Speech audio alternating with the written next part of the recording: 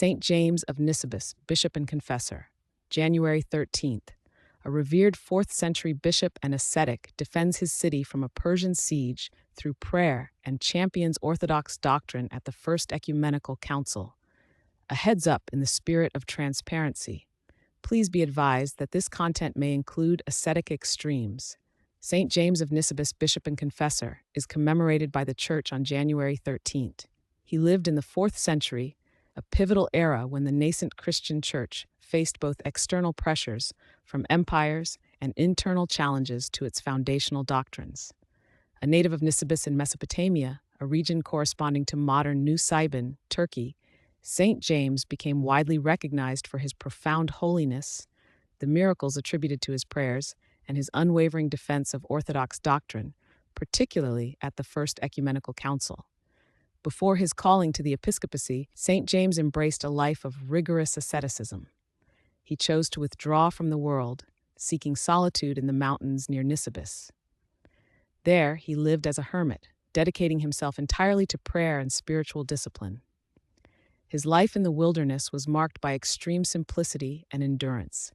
He lived exposed to the natural elements, passing through both the scorching heat of summer and the bitter cold of winter without shelter. His sustenance was drawn directly from the earth, consisting of wild fruits and herbs that he foraged. His clothing was fashioned from coarse goat's hair, a deliberate choice signifying his complete detachment from worldly comforts and his commitment to repentance. This period of intense spiritual training, marked by self-denial and communion with God, forged in him the spiritual strength and wisdom that would later serve his flock. Around the year 309, the Christian people of Nisibis, a thriving city with a strong Christian presence, recognized the manifest piety and profound wisdom that had matured in his hermitage. They unanimously chose him to be their first bishop. Accepting this sacred responsibility, Saint James became a devoted and vigilant shepherd to his flock.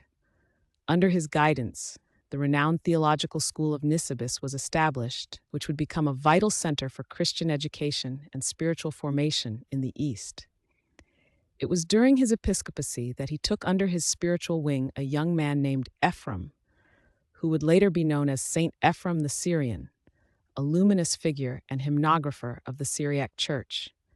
Saint Ephraim served as a deacon under Bishop James, receiving instruction and accompanying him to significant ecclesiastical gatherings, thereby learning from the saint's example of faith and wisdom.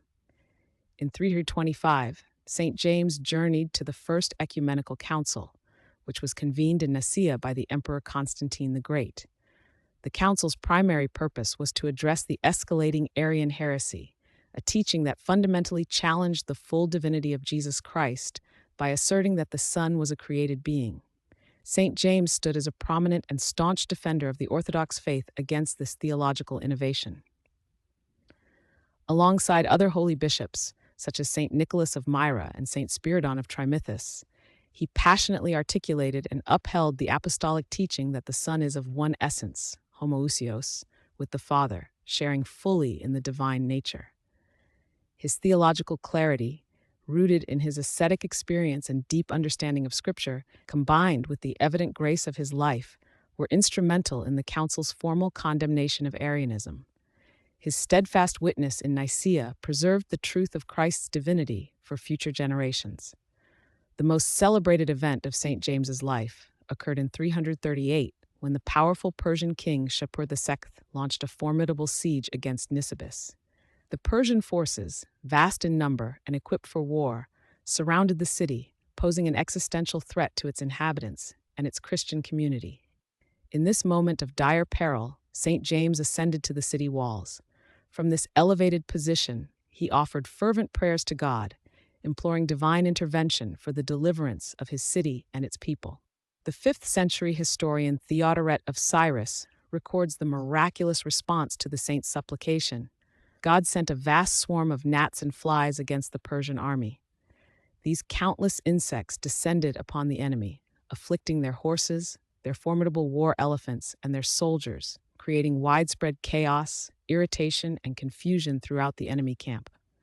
Unable to sustain the siege effectively under such perplexing and debilitating conditions, King Shapur and his army were compelled to retreat. Through the intercessions of St. James, the city of Nisibis was miraculously delivered from destruction, a testament to the power of prayer and God's protection. St. James reposed in peace in the year 338, shortly after the miraculous defense of his city. His earthly journey, marked by ascetic labor, episcopal service, and steadfast confession of faith, concluded. He was laid to rest within the sacred precincts of Nisibis, in the very cathedral he had overseen the construction of, a lasting monument to his pastoral care. He is venerated by the Orthodox Church as a great hierarch, a wonder worker whose prayers effected divine intervention, and a steadfast confessor of the faith, whose life bore witness to the truth of God and the enduring power of Orthodox teaching. His memory continues to inspire the faithful to repentance, theological clarity, and trust in divine providence.